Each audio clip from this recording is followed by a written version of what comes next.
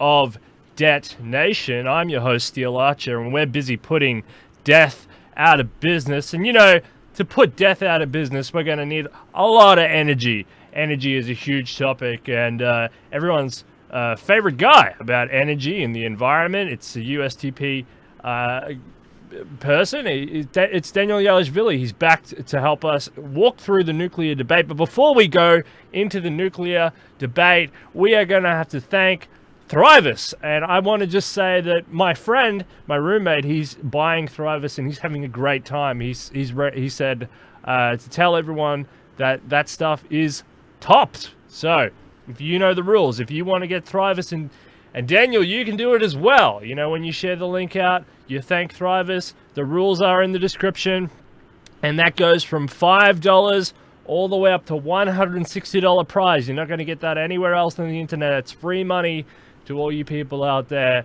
So that's the best deal that you can get. So thank Thrivous. Have a great time, and get your brain, get some nootropics, get some geoprotectors. You're going to have a great time. And also, I want to thank David Kelly from I Am Transhuman.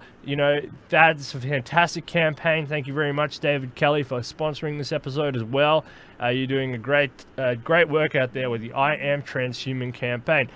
Daniel, it's been a little while since you've had you on the show. We always love to have you on the show. You've done it. You've graduated. You've done all that stuff now. You're on your way to becoming a doctor. That'll be great. We can. Looking forward to that at some point, and sort out a lot of the environmental issues. You're an intelligent person on these topics. But how are you, sir? And let's rock into nuclear. Well, first of all, Steele, it's great to be here. Thank you for having me again. As you were saying, I came on here as a student at San Francisco State University and pursuing eventually higher levels of education, either master's or doctorate in political science, is definitely something I'd be interested in. I think there's a lot of political developments right now that are happening literally as we speak. The I Am Transhuman campaign is an example of that, and I'm really hoping to see it grow more than it already has, because if there's ever been a time for political involvement in technological growth, that time is now. I totally agree. We stand on the edge, and it's not a question of if, but when. And so this is where I come in, and I'm trying to help and get the ethical side ready for the navigation of that future, and get the community grilled together and pulled together so that we can help navigate the future together, and so that the world population at large isn't left in the in a dystopian wreck, and that's not what's going to happen. We're gonna work it out. We're gonna push through. So it'll be great. So no, thank you very much, and I agree. David Kelly's doing a great job over there at I Am Transhuman. This is the time for massive amounts of change.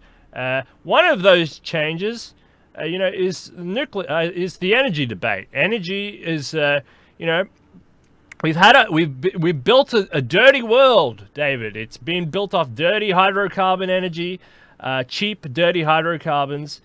And we're coming to, there's plenty of cheap, dirty hydrocarbons going around. Oil is, there's abundance of oil thanks to the shale revolution, but it's not sustainable. No one wants it anymore. We have to look for alternative energy sources.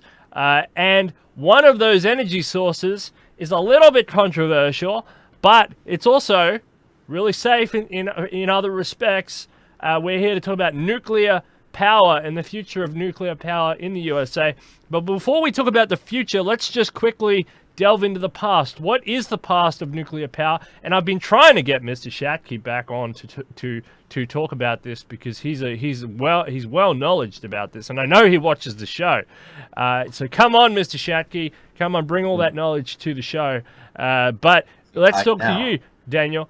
What is the history of nuclear power in the United States? Let's go there first.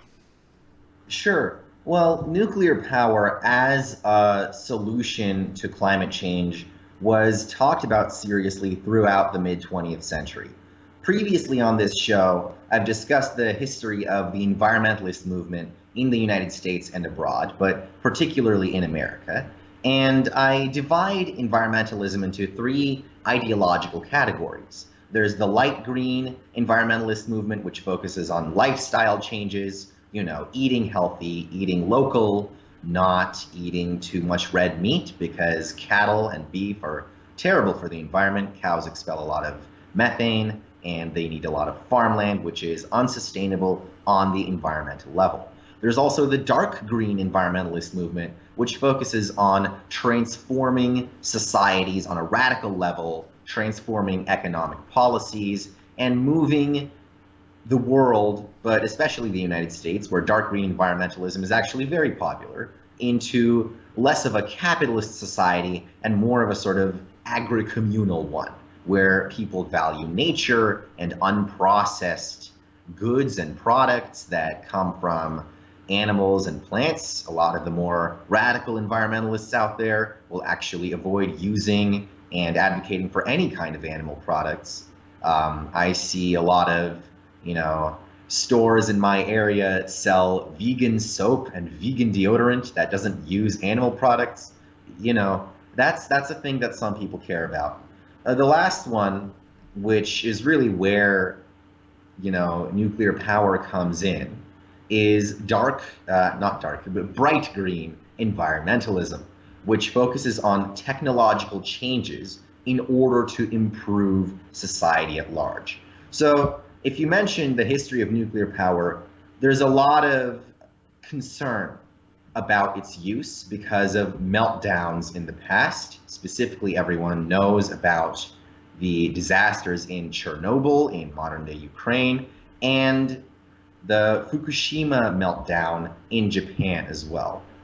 Prior to continuing this, I'd like to jump in and say that there are many examples to the contrary. Nuclear power is actually very safe. It's one of the safest and most sustainable energy sources we have. And a lot of people don't know this, but wind power, for example, is not. It's not sustainable. And we see a lot of negative effects from offshore wind turbines, which have been advocated for by certain political candidates. Yeah, it's kind of like the whole aircraft idea. When an aircraft goes down, it's big news all over the world because it impacts a lot of people at once. But it's actually quite small in relative to, say, car crashes or something like that. The aggregate of car crashes is far more. And this is kind of the debate. I mean, this is kind of the idea. Yeah, nuclear power is interesting. Chernobyl shouldn't have happened. It was a test that went wrong. And Fukushima, it was almost on the verge of being shut down. I mean, it was an old reactor. They should have shut it down already, but they were playing just a little too hard on that one, and it went wrong.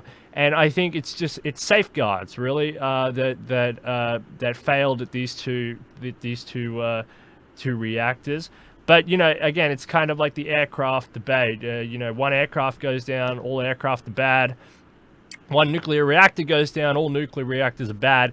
You don't talk about the hundreds of nuclear reactors that churn out emissions-free, carbon-free energy each year, in a safe and efficient way. For example, nuclear power plants just in the United States produced 807.1 billion kilowatts hours of electricity in 2018. That's energy.gov. The United States is the world's largest producer of nuclear power. It generated 807.1 billion kilowatts hours of electricity in 2018, the highest total ever. Commercial nuclear power have supplied around 20% of the nation's electricity since 1990. So that's huge. That's 20%. That's massive of the world's largest economy.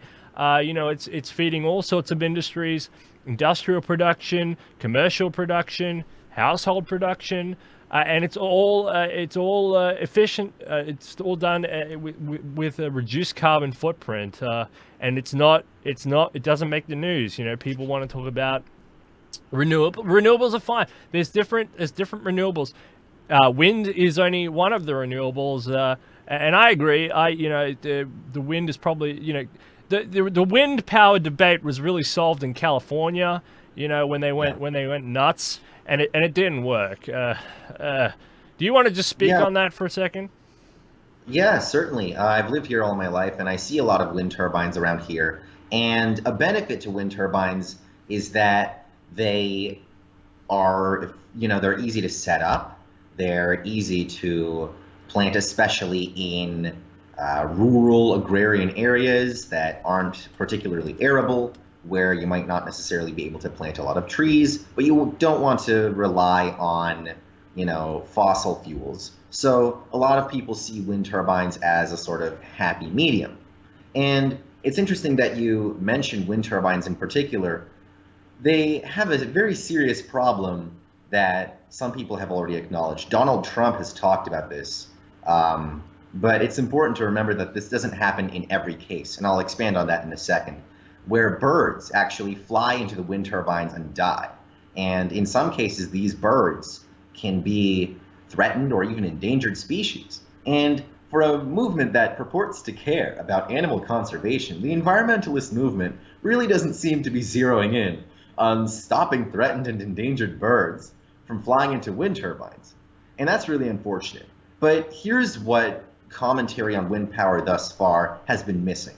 There's a big difference between onshore and offshore wind turbines. Onshore wind turbines are the ones along the coasts, they're in the mainland, right? And oftentimes they're in rural areas, but they're also near houses. They're near, people, they're near neighborhoods that aren't far enough away from these barren swaths of land to make people feel comfortable setting up a nuclear power plant in the area, because people are afraid of meltdowns. Whether or not this is justified is something we'll also get into. But there are also offshore wind turbines where they're actually away from the coast. Birds are less likely to fly into them, and they also house all sorts of flora and fauna around them. For example, recently, a bunch of offshore wind turbines off the coast of California actually, I'm sorry, it wasn't California, it was up north. It was past Oregon, around the Washington, Alaska area.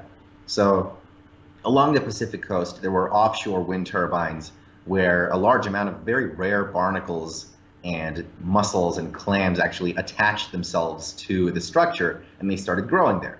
So that's a fun little benefit. But you have to remember that wind turbines are not an effective long-term solution. They cost a lot of money.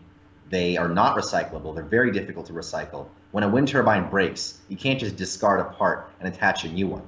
The way the technology is created right now, if wind turbines need to be replaced, or if they don't function properly, the entire machinery needs to be discarded. It's not easy to recycle, it's not renewable, and it costs a lot of money in government subsidy, which naturally affects the middle class, which will be paying the brunt of the taxes used to fund this wind energy.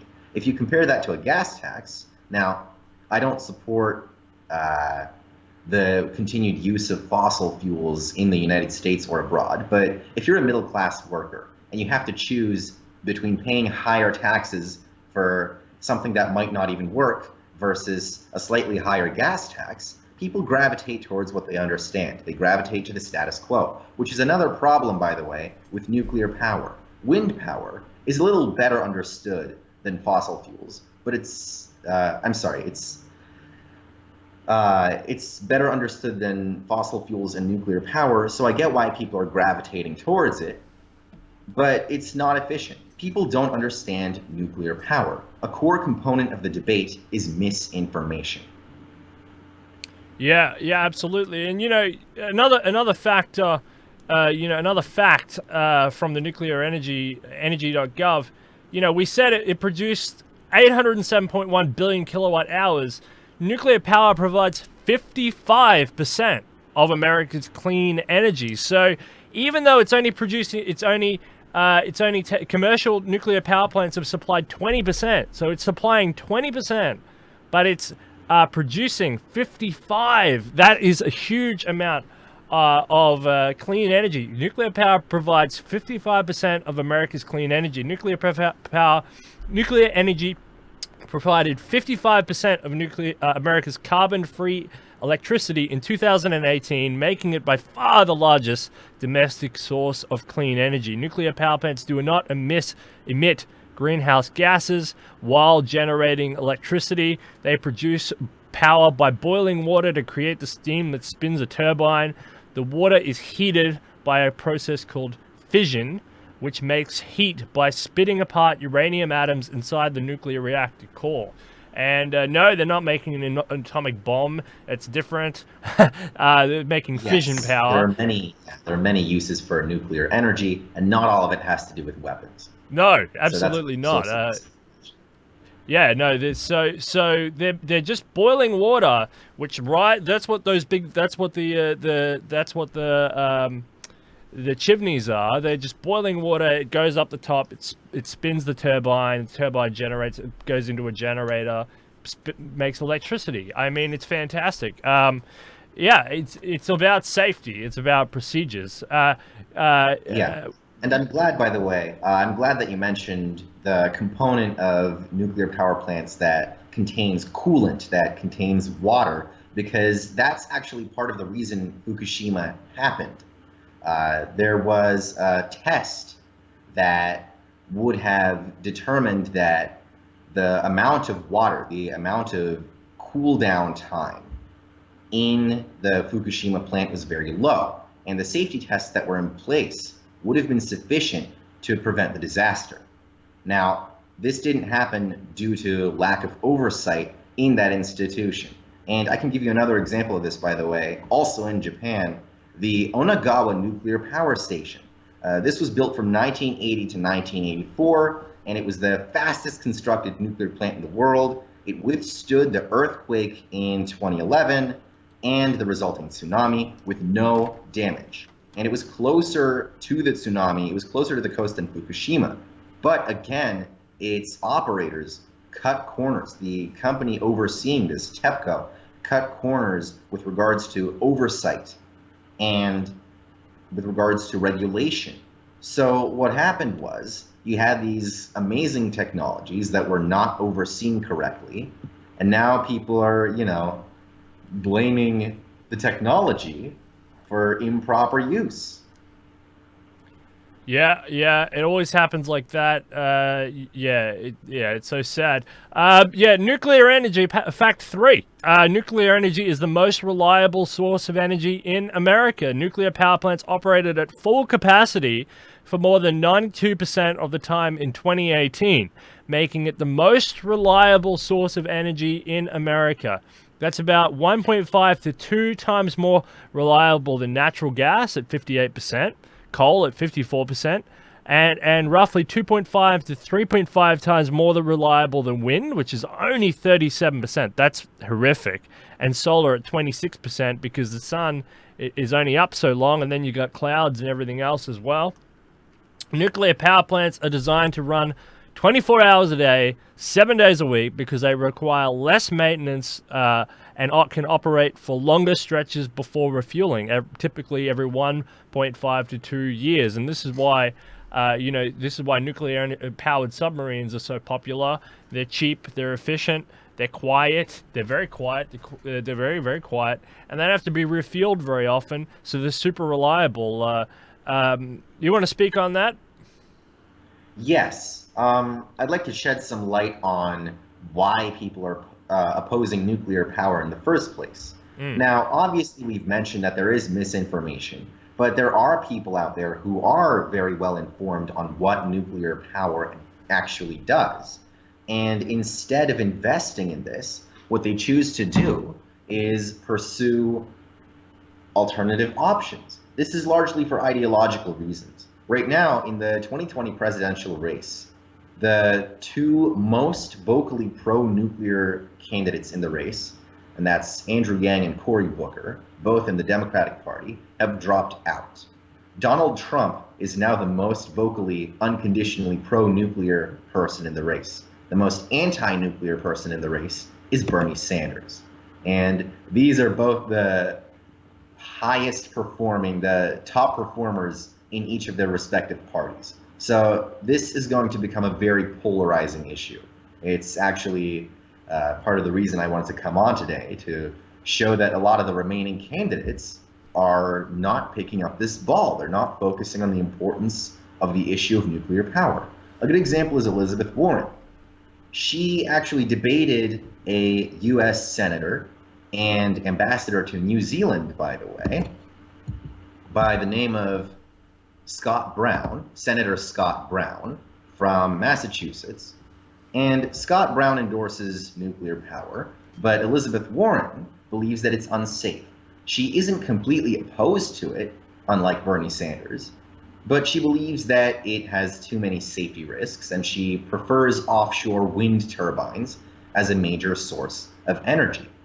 Now, this is problematic for a number of reasons. Obviously, wind turbines are a good idea, but in the long term, the amount of money that would go into wind turbine operations and the resulting hazards that would occur for environmental reasons would be staggering compared to nuclear power.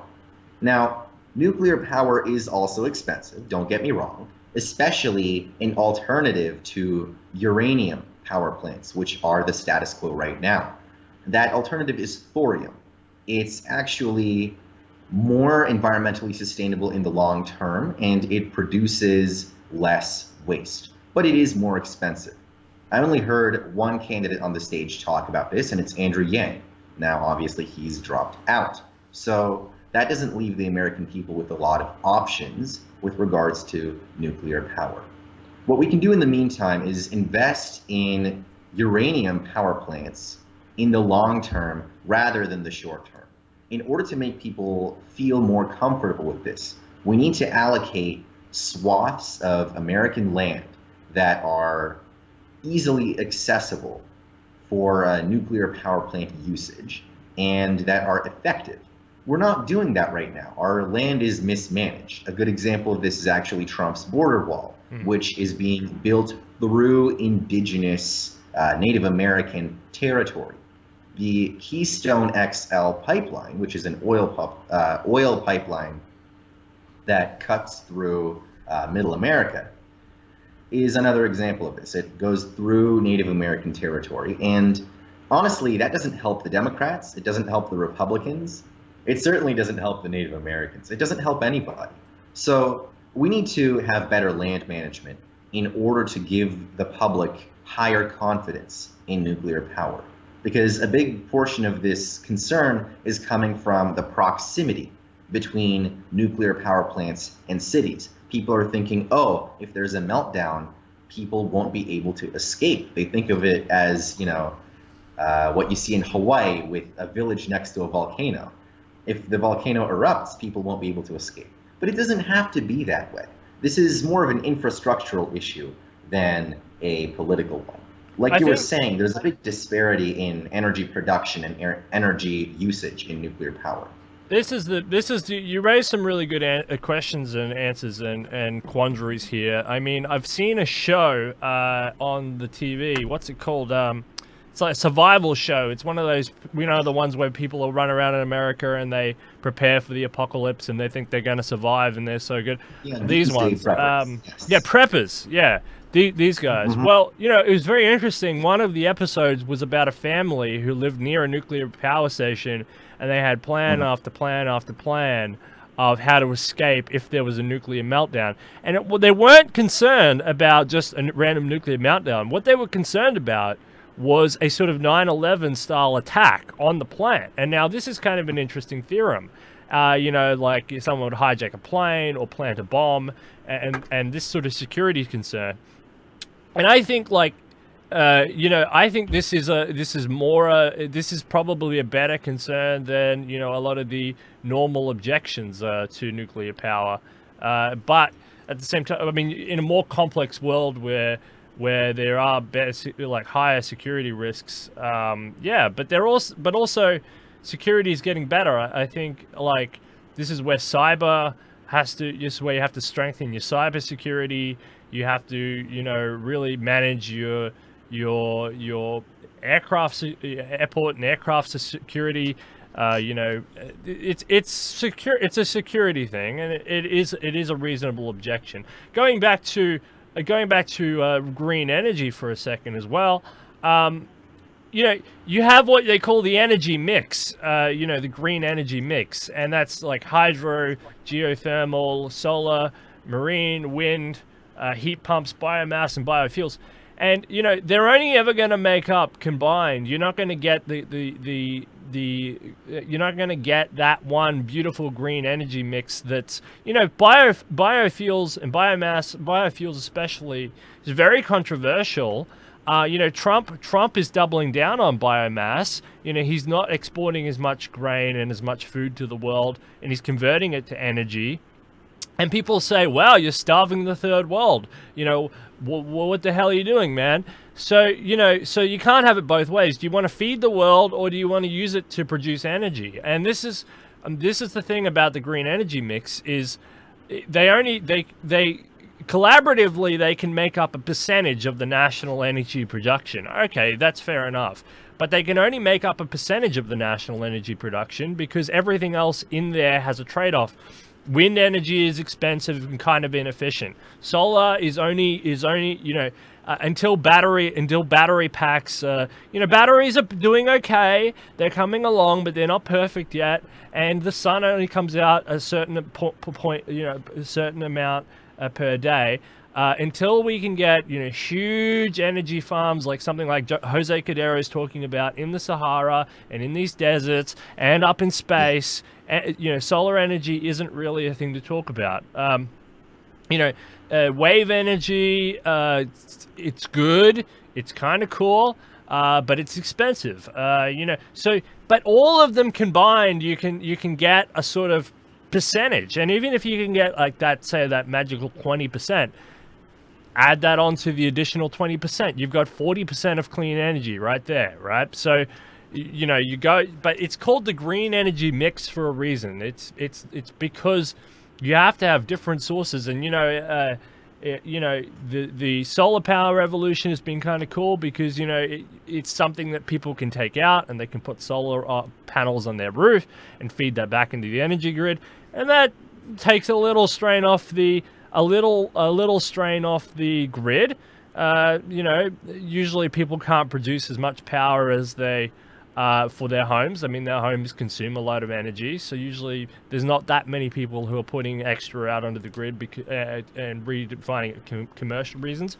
But the other thing you have to remember is that as we move into the technological age, Bitcoin, for example, cryptocurrencies, for example, these things consume huge amounts of energy. Don't people get it? Like these things, like if you like Bitcoin, like when it first started, it was consuming like one CPU of energy, and then it's taking over countries. It consumed the energy of Iceland. It's consuming the energy of Ireland. It's consuming the energy of the United Kingdom.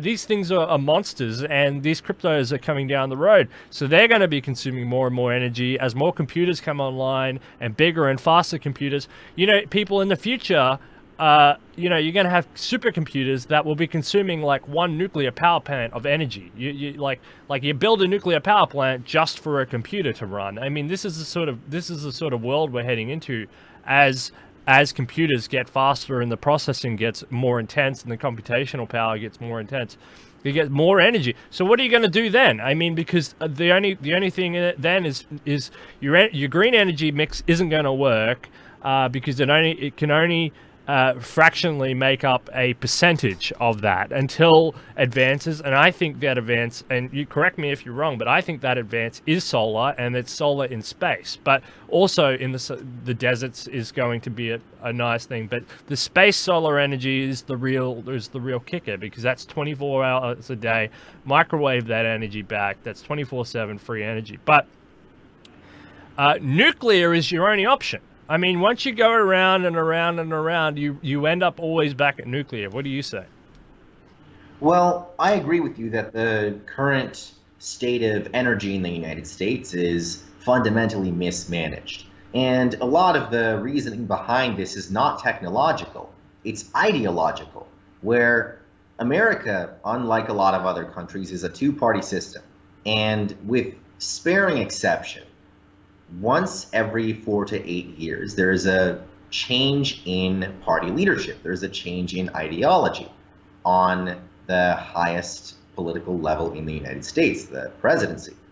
And the same holds true for Congress. I mean, by and large, our politics are dominated by two parties, which since the late 20th century have been pushing farther and farther apart, where the Democrats are going farther and farther to the left, and the Republicans are going farther and farther to the right.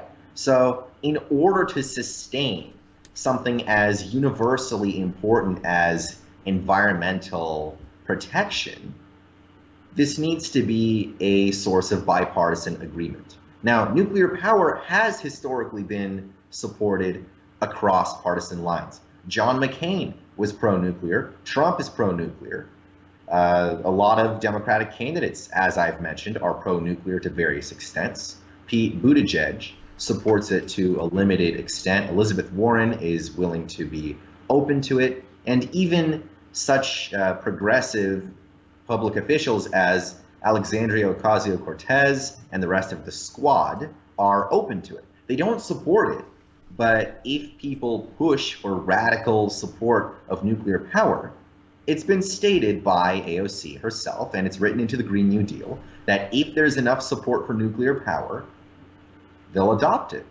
Now, I think part of the reason the right wing in America is adopting nuclear power, and the reason the left wing isn't, is because of profit. Nuclear energy is profitable, and it doesn't necessitate radical economic change.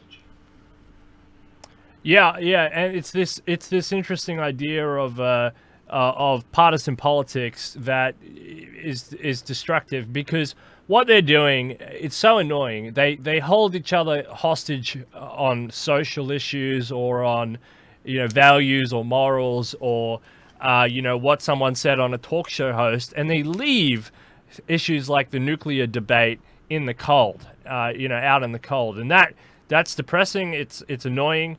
And it's very sad to see. So you don't end up with a nuanced debate, and you end up with lesser candidates, not lesser in terms of their intellect or their ability, but lesser in terms of their electability, talking about issues that actually matter. And those issues are left out to dry. They're left to hang in the wind. And actually, they're very, very important issues, concerning the environment. It's issues concerning issues concerning nuclear power, nuclear energy, the future of nuclear power, future of nuclear energy. So it's confusing. I don't understand exactly how this is healthy for America, because America sets the tone of the debate for the rest of the world. And this is an interesting thing. We want to build, for example, we would love to build nuclear energy here in Australia. And the consensus more and more and more is that this is a good thing. We have a very stable continent. We don't have to worry about, fault lines like you do in California, or earthquakes or tornadoes, or we have to worry about hurricanes, or cyclones as we call them here. Okay, that's something. But we got plenty of other land and other places to do it. And we helped America in many nuclear tests in the past, nuclear atomic tests out in the desert, just like you guys bomb yourself to death with nuclear bombs. Yes. I mean, we could build it out there. I mean, it doesn't matter so much. The storage capacity, the disposability of it. Everyone says, "Oh, what are you going to do with the nuclear waste?" Send it off into space in a reusable rocket. Thanks, SpaceX. Thanks, Jeff Bezos over there at Blue Origin. I mean, these issues are becoming, the arguments are less and less and less.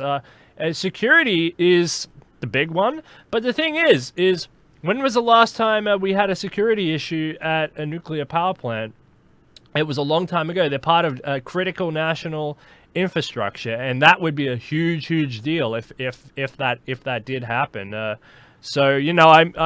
don't really understand this, and it's sad to see the left, the Democrats, not really, swing towards, because again, they're swinging towards Bernie Sanders for economic reasons, because they feel disenfranchised. They're swinging towards him because they're never Trumpers, or they just don't like a particular individual, and the president of the United States, and it's all about who can defeat Trump. But there's other issues. There's a lot of issues, and nuclear power is one of them that gets sidelined, gets pushed off to the side in favor of one giant policy of who sits in a chair. So this is sad. It's annoying, and it's sad, and it's detrimental to the environment in the long run. Yes, absolutely. And I'd like to take this time to say that the environment and its preservation historically have not been partisan issues.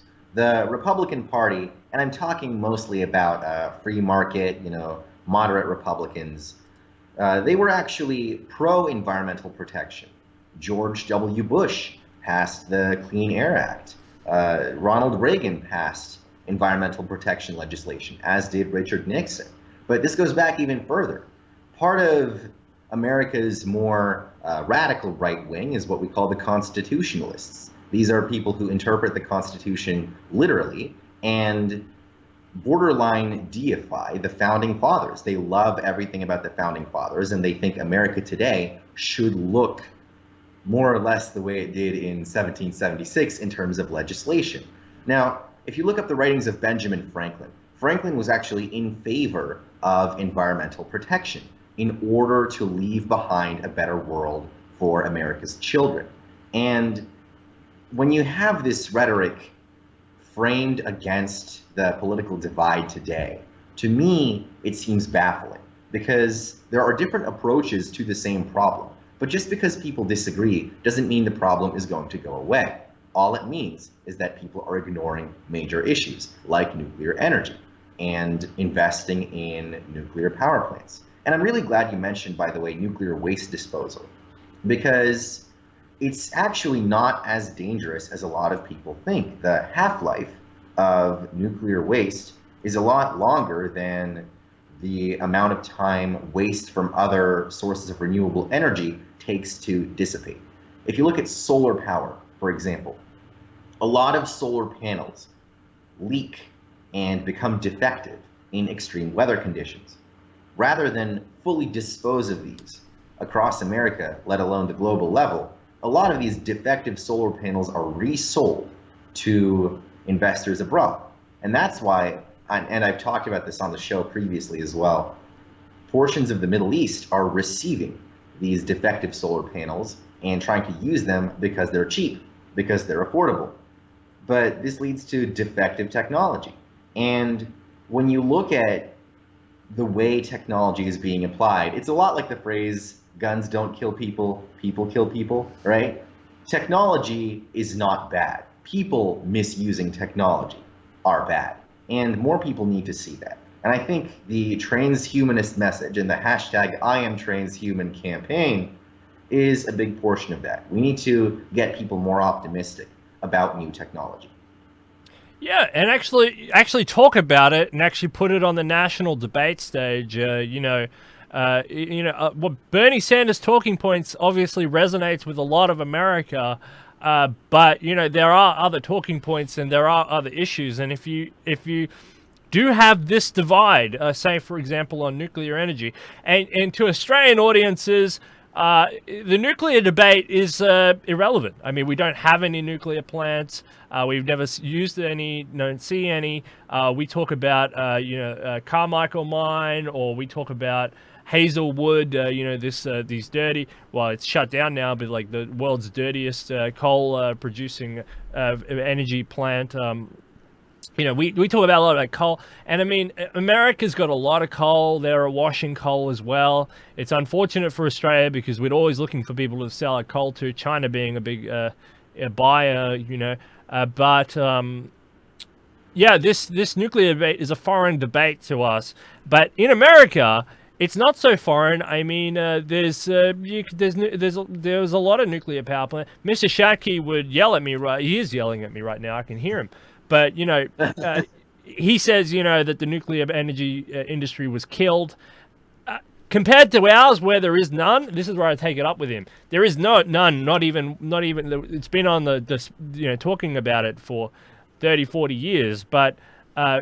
Compared to ours, where there actually is none, like not even our power plant, I mean that's a dead industry. I mean, at least they're functioning, at least they're up and running, and they're in the mix of the debate. And every iteration, every new power plant, it's better. It's better than the previous one. And we're getting more and more environmentally friendly concretes.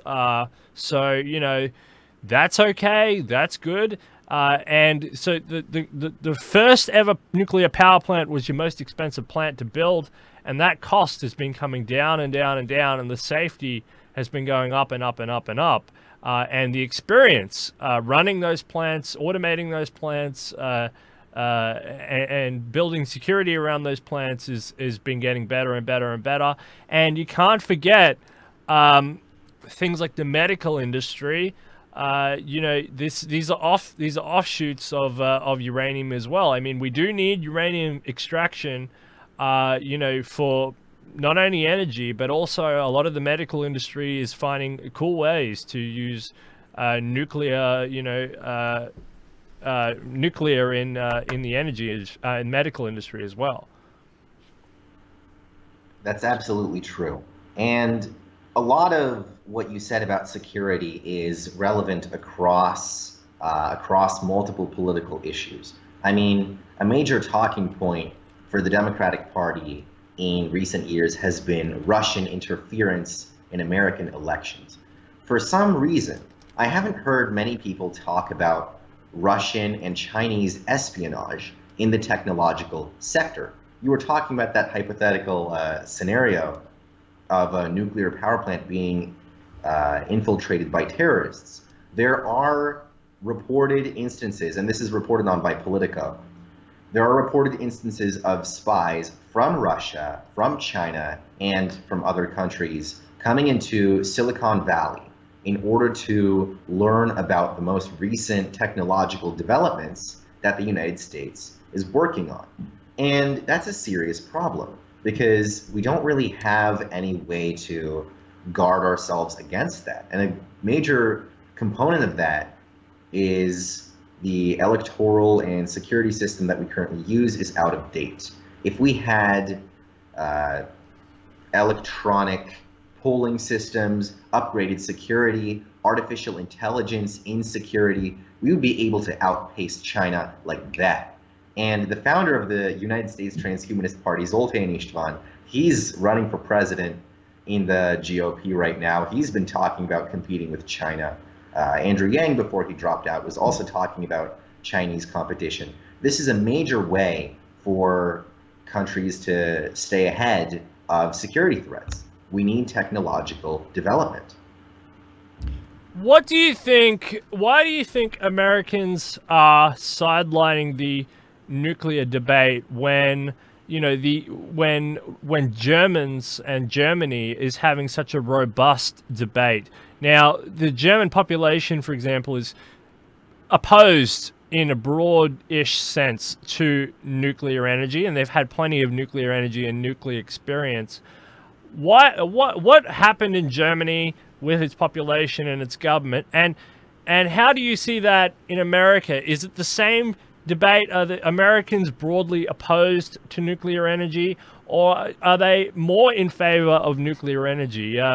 I know, for example, on the conservative side, the Trump side, I don't see them having huge issues with the nuclear energy people because they're free market people, and they, sort of lean on the side of the free market, and they say, well, it's just competition. So what do you think happened? Why do you think this is happening in Germany? What's happening in Germany, and what's the contrast with that with the American population? Well, a major component of the differences in Western European and particularly German politics and American politics is the individualism collectivism debate, where America has historically been highly individualistic compared to, for example, the provinces of Canada. The various states of the USA have a lot more autonomy in terms of the kind of legislation that they can implement. And the Constitution guarantees individual liberties in the United States to a far greater degree than a lot of European countries. Germany, compared to the US, is very collectivistic. They have a unicameral rather than bicameral legislature, which means that legislation can be passed a lot more quickly. Now, on the good side, this is effective for enacting rapid political change. On the bad side, radicals who are very effective at fomenting fear in the population, and this applies to the far right and the far left in different ways. We're seeing this in Germany, we're seeing this in France, we're seeing a large amount of radicalism rise up and pass new types of legislation in these unicameral legislatures. This is a gateway to radicalism. This is an easy way to radicalize the government of a country. America doesn't have that, which is good, because personally, no matter what you think of Donald Trump or Bernie Sanders, I don't foresee America becoming the next Cuba. I don't foresee America becoming the next Venezuela. But on the other hand, this means that pretty much everything is up for debate. Whether or not kids should be vaccinated, whether or not teachers should carry guns in schools, and the nuclear power debate is no exception. It's actually neck and neck. If you poll the American people, recent polls show that it's roughly 50-50. It's a very divisive issue, and our politics are not taking advantage of that. Yeah, and I think it does. That's a very good response. I do like that a lot, and they said also like it's a mix-up in Germany because another issue is the clean, like the European Union sets these emission targets, and so Germany thinks like if we just sort of outsource our they're importing a lot of energy, but they're not actually producing a lot of dirty energy, which means it's wiped off the books, but it's being done outside of the borders. So there's a lot of like accounting trickery sort of in a way as well, and it's just kind of a scheme. It's the same thing that they did with their cheat devices in their cars. They do a lot of these little schemes that are technically okay, but they're just accounting tricks and they're just off the books. And this is what a lot of the left, a lot of the green left have to understand about energy is you have to be open-minded about the broader issues facing society, especially as the world in some ways deindustrializes. And we've been warning about this on the show about the fragility of the Bretton Woods system. The coronavirus, this thing's running around and it's hitting China's manufacturing in a huge way. And now a lot of let's pretend that I said it here. It's a paralyzed China. That's what I said. My words. Yep. It'll paralyze China. I know the CCP very well. I know they're hiding. I don't go into it. Like I don't really care. It's China. But what that means is a lot of the manufacturing will return back to the United States. It means your demand for energy will go up. And so a lot of these people who are running around, they only think about maybe their own household consumption or whatever. Once a lot of that automated manufacturing returns, it's going to put a lot more stress on the power grid. And windmills, wind turbines aren't going to cut it. They're not going to cut it. Wave energy is not going to cut it. Your solar power is not going to cut it. You're going to have to either start producing more coal-fired oil or gas, dirty energy. You're going to have to because the economics, the people aren't going to stop making money. Amazon's not going to stop making money. Even the tech giants have, hit a $2 trillion bull run. They're floating in cash, and they want to. They're going down the Japanese style, build near the consumer model, right? And that means that if you're in a big city in the United States, they're going to be building plants outside of your city. That's just the way it's going to go. You're going to go into the outskirts of the city, and that's where the plants will be. They used to be in China. Now they're right outside your city. And that's been happening for a while now, but that's going to be happening a lot more in a bigger way. And that puts huge strain on the energy consumption. And you know who's going to be voting? That's a conservative vote. That's Trump right there. That's not Bernie. That's Trump. And this, like I keep saying, regardless of what Benzine, who we're going for, we love Benzine, but regardless of what they say, it's Trump's election to lose. And this nuclear power issue is a big one, whether people want to talk about it or not, because that wins over the industrialists. That's an industrial vote right there. That's a manufacturing vote. You know, it's not just trades and tariffs and stuff, which boost the government in a short way to subsidize these costs, but that's an industrial and manufacturing based vote right there. So that's jobs for Americans. You know, Trump loves coal. That's great. That's, you know, so that's the same thing, because you're going to have a huge amount of build near the consumer model. This just-in-time thing, as Bretton Woods breaks down, coronavirus or not, this whole scenario was happening anyway. We've been yelling and screaming about it here. Whether or not people care about it, I don't care. But it's happening, and so you need to start talking about these alternative energy schemes. Alternative in my country in a radical way, alternative in your country in a sense of a debate. So, you know, you've just decided the election, thank you very much. But no, but I'm just kidding. But it's true. It's true. So that's how you win the industrial manufacturing vote. That's what the big guys are looking at, and they're watching this show. They're always watching this show.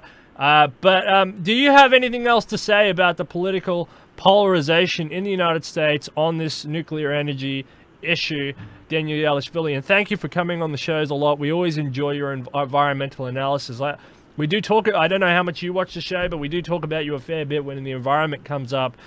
You know, your schemes, your carbon capture schemes, these big carbon capture devices, these huge plants are very necessary, you know, to capture a lot of the emissions. And also, so we do talk about you a lot. What else do you have to say, sir? Well, one last thing that I was going to add is that we're living through a collapse of economic globalization right now. You mentioned tariffs earlier. You mentioned getting back the industrial vote. A lot of economic globalization where you have imports and exports of various goods and services, putting local businesses out of work. You know, you have factories closing, you have steel plants and coal miners going out of business and losing jobs, respectively. A lot of this is fomenting political polarization. Now, what this means in terms of America's relationship with China and other countries' relationships with each other is that we're going to see a lot more hothouse economies, where countries attempt to derive resources from within themselves. Russia is a really good example of this. They try not to trade with other countries. They have actually, in the past, exited what's called the G7, which are the 7 most economically profitable countries on the planet with the highest GDPs because of trade concerns. They're concerned about their economic growth. They want to give power back to the Russian worker, much in the same way that Trump wants to give power to the American worker. And this is actually something Trump, Elizabeth Warren, and Bernie Sanders have in common. They're pro-tariffs, they're anti-globalization, they want people to have more local jobs and more local employment. And this is something we're seeing increase all around the world. So if we want to keep the nuclear power debate alive and we want people to invest in nuclear energy, it's got to be bipartisan. You have to be able to talk to everybody and see multiple sides to the issue. NAFTA. You know, NAFTA never went away. Like Trump said, you know, it's a horrible deal and all this sort of stuff. All he did was strengthen it. All he did was say, okay, this is going to be a strengthened policy. You know, we're going back to NAFTA. It's back to NAFTA. That's the real breaking news. As globalization breaks down, that's it. It's back to NAFTA, and you're going to have nuclear power in order to sustain that sort of transition. Otherwise, you know, use coal. Why am I sitting here advocating for nuclear power? I mean, just use coal. Buy Australian coal. I mean, it's much better for my country. So actually, forget about this interview. Buy Australian coal. Buy Australian coal. BHP. Woohoo! Nah, but I'm kidding. But I'm kidding, because what you're saying is correct. If I was a big greedy guts, I would be saying what I was saying just back then. But no, you're right, and it's back to NAFTA, and you're going to have some clean energy to sustain it. But also, it's sustainable energy. It's 24/7, 7 days a week. As computational power goes up, as the processing power goes up, as cryptocurrencies come online and chew up more and more energy. Again, it's that exponential curve. And do you want to have that exponential curve of energy correlated with environmental degradation? No, you don't. No, you don't. I walk around the town here and I see a lot of signs and protesters and things, and they have a lot of interesting things to say. There's the human species is killing the planet. Or we need clean energy now. What was another one? Lots of different interesting things. But no pro-nuclear answers. It's all these different energy mixes and stuff like that. And really, if you wanna think smart, you have to think like Daniel Yeluashvili, because the economics actually doesn't make sense. I mean, yes, if you want to live in a commune somewhere, and bunker down in some sort of commune somewhere, and in Jim Jones land, I mean, that's fine. I mean, go and do that and see if you can survive. But in the real world, you have to look at David Yeluashvili, study what he says, and think about it in the correct way. Daniel, thank you so much for coming on Detonation. It's a horrific time in human history. It's going to simultaneously get better and worse in many ways. Again, the collapse of globalization, everything is reshuffling. Geopolitics is waking up. The environment is on the edge. But you know what? We have solutions. We have technological solutions. We have transhumanist solutions. We have to innovate our way out of this. We have to think our way out of the box. We have to bring on the AI revolution to help to help this. There are multiple answers to the solutions to the problems at hand, and I'm excited to be part of the process, and I'm very excited to have you along, sir, because you're a big thinker. I love it a lot. And yeah, we're going to continue to call in on you when we talk about environmental issues, especially related to energy consumption, manufacturing issues, all sorts of issues, because it's such a huge issue. It's a big problem, and but there are solutions, and that's the answer. And even in these politically polarizing times, with these Democrats and these Republicans who are sidelining the debate. And I think, people who don't watch this or whatever, who cares? But, you might have just answered the election question. I mean, as I said, it's Donald Trump's to lose, but look out for that nuclear energy debate, because that's where the industrialists and the manufacturers are going to throw their money, whether people know it or not. There's some really big heavy hitters in that nuclear industry, and if you want to, and they're a silent, deadly force that's very powerful. I mean, and they're not at war with coal and oil. It's not a tit for tat. That's not what it is. It's because they need each other, and so it's super interesting. Daniel Yeluashvili, thank you very much. Is there anything else you wanted to say, sir?